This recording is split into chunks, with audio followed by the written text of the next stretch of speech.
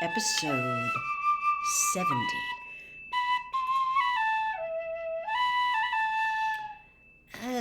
Perhaps it will be best if we don't revive him until we're safely back in the castle. We can't take him like this, He muttered, mobile corpus.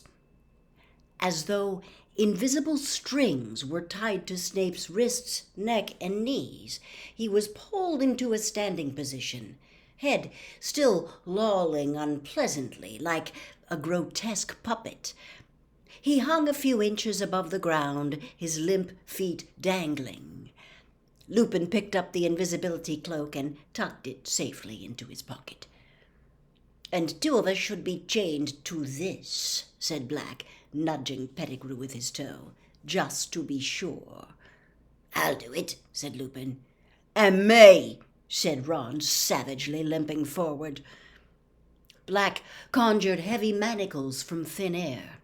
Soon Pettigrew was upright again, left arm chained to Lupin's right arm to Ron's left. Ron's face was set. He seemed to have taken Scabbers' true identity as a personal insult. Crookshanks leapt lightly off the bed and led the way out of the room, his bottle-brush tail held jauntily high. Chapter 20.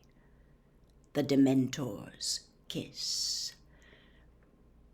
Harry had never been part of a stranger group. Crookshanks led the way down the stairs. Lupin, Pettigrew, and Ron went next, looking like entrants in a six-legged race.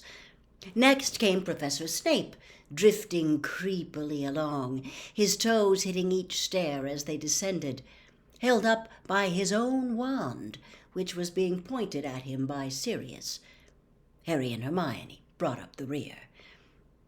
Getting back into the tunnel was difficult. Lupin, Pettigrew, and Ron had to turn sideways to manage it. Lupin still had Pettigrew covered with his wand. Harry could see them edging awkwardly along the tunnel in single file.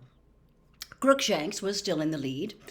Harry went right after Black, who was still making Snape drift along ahead of them. He kept bumping his lolling head on the low ceiling. Harry had the impression Black was making no effort to prevent this. "You know what this means?" Black said abruptly to Harry as they made their slow progress along the tunnel, turning Pettigrew in. "You're free," said Harry. "Yes," said Black. "But I'm also, I don't know if anyone ever told you, I'm your godfather." "Yeah, I knew that," said Harry. "Well, your parents appointed me your guardian," said Black stiffly, "if anything happened to them." Harry waited. Did Black mean what he thought he meant? "I'll understand, of course, if you want to stay with your aunt and uncle," said Black. "But, well, think about it. Once my name's cleared, if you wanted a different home—" Some sort of explosion took place in the pit of Harry's stomach. "What? Live with you?" he said, accidentally cracking his head on a bit of rock protruding from the ceiling. "Leave the Dursleys?" "Of course, I thought you wouldn't want to," said Black quickly. "I understand. I just thought I'd—" "Are you insane?" said Harry, his voice easily as croaky as Black's. "Of course I want to leave the Dursleys." "You have a house? When can I move in?" Black turned right around to look at him. Snape's head was scraping the ceiling, but Black didn't seem to care. "You want to?" he said. "You mean it?" "Yeah, I mean it," said Harry. Black's gaunt face broke into the first true smile Harry had seen upon it. The difference it made was startling, as though a person 10 years younger were shining through the starved mask. For a moment, he was recognizable as the man who had laughed at Harry's parents' wedding.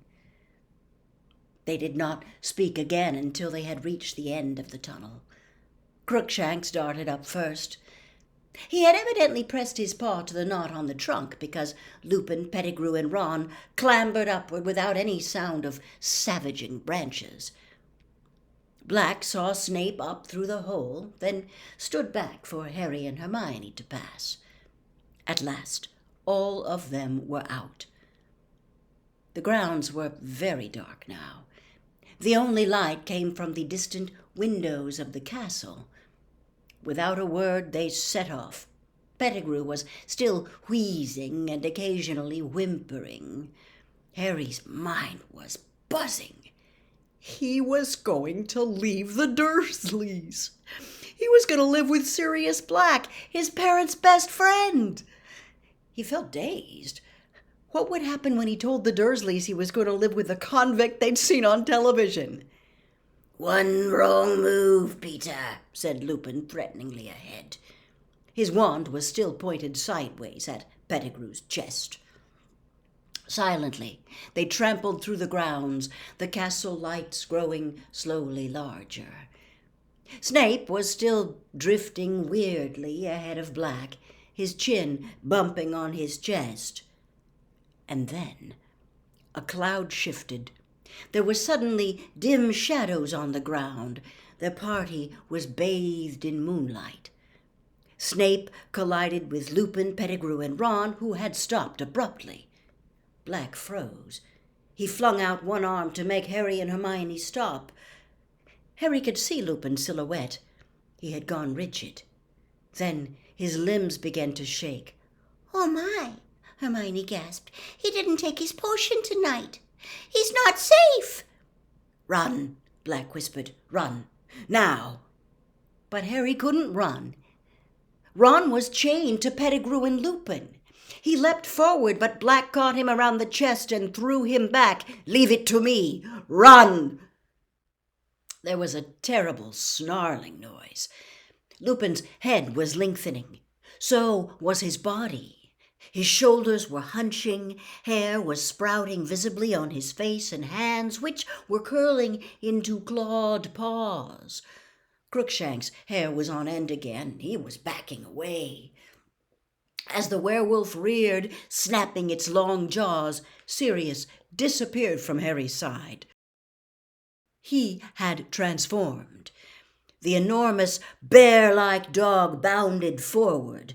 As the werewolf wrenched itself free of the manacle binding it, the dog seized it about the neck and pulled it backward, away from Ron and Pettigrew. They were locked, jaw to jaw, ripping at each other. Harry stood, transfixed by the sight, too intent upon the battle to notice anything else. It was Hermione's scream that alerted him. Pettigrew had dived for Lupin's dropped wand.